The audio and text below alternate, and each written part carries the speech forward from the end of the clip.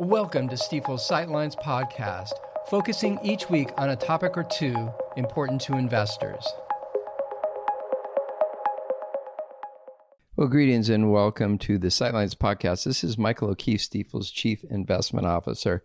In this episode, I want to actually take a look at our sort of ongoing evergreen work we call the Geopolitical Risk Dashboard, which essentially identifies geopolitical risks, kind of gauges their likelihood, and offers sometimes some related investment considerations. In any event, what I want to get into is sort of as we look at the current environment, things that are going on, think of it as relating the activities of the current environment to those geopolitical risks, right? So by their nature, none of them are actually happening, or most of them aren't. And yet we see activity that leads us to think, well, maybe there's a possibility of these risks unfolding. Probably at the top of the list, which is actually in a way happening, is U.S.-China competition. The idea that the U.S. and China are sort of locked in this competition for dominance when it comes to the global economy. And so that's obviously always in focus. It's in focus in many different ways.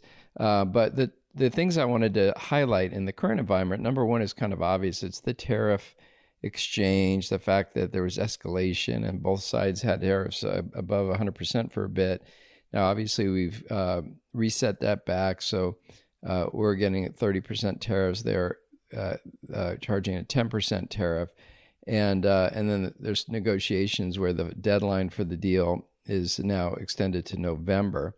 But again, I would just say the idea of sort of competition and negotiation going on is important. Another one is just to think about artificial intelligence. I think everybody knows that companies within both countries are really fighting hard to be really significant. And in some ways, one could argue that the U.S. has been leading that. But notably, a while back, DeepSeek, which is a China's-based company, launched a model that rivals ChatGPT. And what was noticeable about it was that their representation was that it took a lot less money to train the model.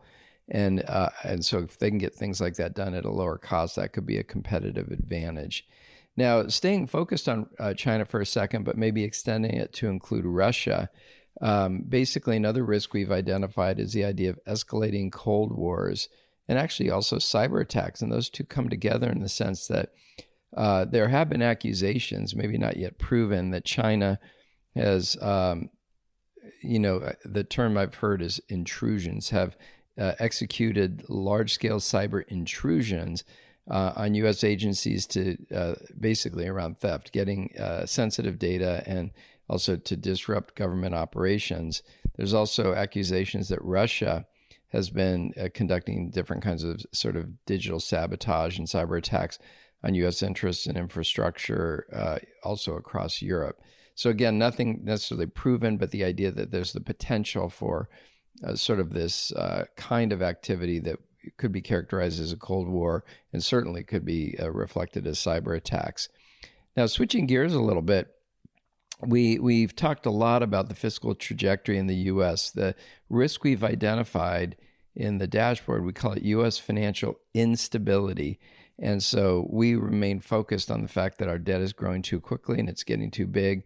The most recently enacted spending bill, the One Big Beautiful Bill Act, is expected to still produce a budget that has a deficit estimated this year at $1.8 trillion. So really not a lot of movement in the lower direction when it comes to the deficit. And that is in focus for us, and we think that increases the risk of this idea of U.S. financial instability. Now, on a related note to that, we've all been monitoring inflation and noting that inflation hasn't quite got back to the Fed's 2% target. So there's a risk of structurally higher inflation. And of course, if you think about protectionist policies and the need to change supply chains, maybe onshore some capabilities and production almost, basically that often will happen with higher costs, right? So that is the kind of thing that can unfold with structurally higher inflation. And we've had, sort of firmer inflation prints recently To give you the year over year, the latest CPI is up 2.7% year over year, and the latest producer price index up over 3.3 or up 3.3% over that same period. So again, structurally higher inflation is a risk we've identified. Now, here's an interesting one: the idea of an aging population strain. The idea that, hey, as we innovate and almost celebrate the idea of increased longevity, so doing a better job with healthcare and innovation around drugs and all that, basically extends lifespans, right? So we see that increased longevity. And yet with that, there's all kinds of services and things that that people use, right? So think Social Security, Medicare, for example. It could be private pensions, but things almost like the infrastructure that people use getting a bit more strained because people are living longer. So it's an interesting sort of dichotomy. On one hand, we celebrate the innovation, but then we have to be mindful of the cost. So that's another risk. It's a little nuanced, but we picked up.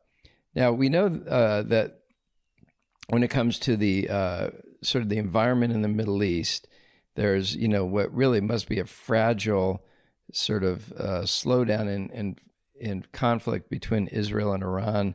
And really officials from both sides continue to express readiness to re-engage, and there's the risk of more engagement. That relates to a risk we've identified we call Middle East war, which is really around a sustained war in the Middle East. And then on a related note around military, we know that President Trump is trying to negotiate peace for Ukraine and Russia. And what's happening, interestingly, in some ways, is he, on behalf of the U.S., are sort of making commitments to Russia.